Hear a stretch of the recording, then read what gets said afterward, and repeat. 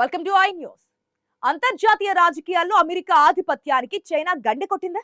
Business deals మాట్లాడడంలో సిద్ధాస్తుడైన Donald Trump ను China అధ్యక్షుడు Xi Jinping తన వ్యూహాత్మక మాయాజాలంతో బోల్తా కొట్టించారా? అంటే అవుననే అంటున్నాయి తాజా పరిణామాలు.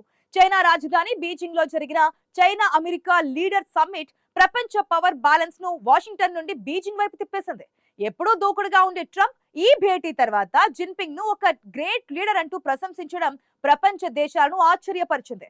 తైవాన్ ఆక్రమణ లక్ష్యంగా చైనా వేసిన ఎత్తుగడలు, ఇరాన్ యుద్ధం నుండి అమెరికా గౌరవప్రదంగా తప్పుకోవడానికి బీజింగ్ సాయం కోరడం వంటి సంచలన అంశాలతో కూడిన ఈ తాజా అంతర్జాతీయ జియో పొలిటికల్ రిపోర్ట్ పూర్తి వివరాలు ఈ స్పెషల్ స్టోరీలో చూద్దాం.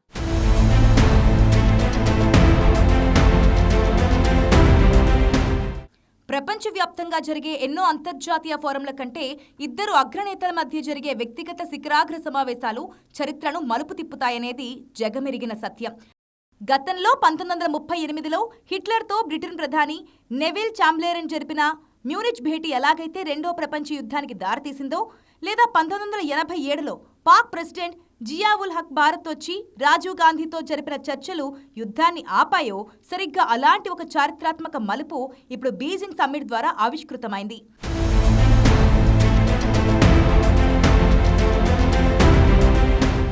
ట్రంప్ ఎప్పుడు ఏ దేశానికి వెళ్లినా తన వ్యాపార శైలిలో వాణిజ్య ఒప్పందాలు, టారిఫ్లు, ఖనిజాల లభ్యత, విమానాల విక్రయాలపైనే ఫోకస్ పెడతారు. బీజింగ్ వెళ్లేటప్పుడు కూడా ఆయన ఇదే ప్రిపరేషన్తో వెళ్లారు.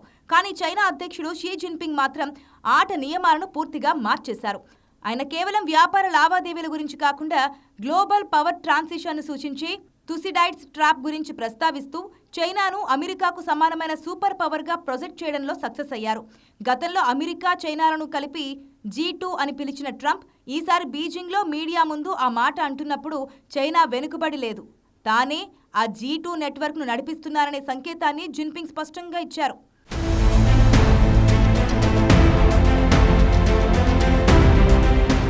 చైనా ఇచ్చిన కొన్ని చిన్నపాటి ట్రేడ్ కన్సెషన్లకు లొంగిపోయిన ట్రంప్ తన సహజ సిద్ధమైన దూకుడును కోల్పోయి జిన్పింగ్ను పొగుడుతూ వెనుతిరగడం అమెరికా బలహీనతను స్పష్టం చేస్తోంది. ఈ సమ్మిట్లో చైనా ఆడిన మైండ్ గేమ్లో అత్యంత కీలకమైనవి ఇరాన్, తైవాన్ అంశాలు. ఈ భేటీలో జిన్పింగ్ తైవాన్ అంశాన్ని అత్యంత ప్రధానమైనదిగా తెరపైకి తెచ్చారు. అయితే ట్రంప్ మాత్రం దీనిపై ఎలాంటి గట్టి హామీ ఇవ్వకుండా నేను దాని గురించి మాట్లాడను అంటూ చాలా బలహీనమైన ప్రకటన చేశారు. పైగా తైవాన్కు ఇవ్వాల్సిన $14 బిలియన్ ఆయుధాల ప్యాకేజీపై నిర్ణయం తీసుకునే ముందు తాను తైవాన్ ప్రెసిడెంట్ లైచింగ్ తేతో మాట్లాడతానని, అలాగే ఈ విషయంపై జిన్పింగ్తో కూడా చర్చించారని ట్రంప్ అనడం రక్షణ నిపుణులను విస్మయానికి గురిచేసింది. ఈ గందరగోళం వల్ల తైవాన్ చుట్టూ ఉన్న ఆగ్నేయ ఆసియా దేశాలైన ఫిలిప్పీన్స్, జపాన్ వంటి దేశాలలో భయాందోళనలు మొదలయ్యాయి. అందుకే భారత్ ముందస్తు చర్యగా వియత్నాం, ఇండోనేషియాలతో బ్రహ్మోస్ క్షిపణి ఒప్పందాలు కుదుర్చుకుంటూ ఆ ప్రాంతంలో సంబంధాలను బలపరుచుకుంటోంది.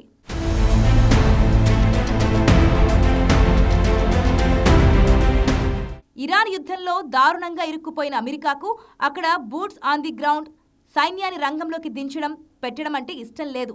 అలాగని వెనక్కి తగ్గితే ఇమేజ్ పోతోంది. ఇరాన్పై చైనాకు ఉన్న పట్టును ఉపయోగించుకొని అక్కడి నుండి గౌరవప్రదంగా తప్పుకోవడానికి ట్రంప్ చూస్తున్నారు.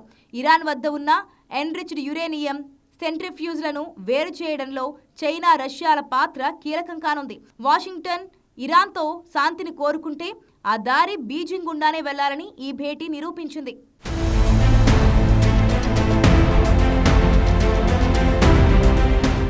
అమెరికాను తన దారికి తెచ్చుకున్న జిన్పింగ్ ట్రంప్ అమెరికా వెళ్లిన వెంటనే రష్యా అధ్యక్షుడు వ్లాదిమిర్ పుతిన్కు బీజింగ్లో ఘన స్వాగతం పలికారు. అమెరికాతో తమకున్న సంబంధాలు రష్యాతో ఉన్న భాగస్వామ్యాన్ని దెబ్బతీయలేవని, చైనా రష్యా బంధం అత్యంత బలంగా ఉందనే సంకేతాన్ని ప్రపంచానికి పంపారు. ఒకవైపు ట్రంప్ ఇరాన్ ఉచ్చులో, పుతిన్ యుక్రెయిన్ యుద్ధంలో బిజీగా ఉంటే వారిద్దరిని బ్యాక్ టు బ్యాక్ మేనేజ్ చేసి జిన్పింగ్ ప్రస్తుతం ప్రపంచాన్ని శాసించే ఏకైక స్థిరమైన గ్లోబల్ పవర్గా చైనాను నిలబెట్టారని విశ్లేషకులు భావిస్తున్నారు.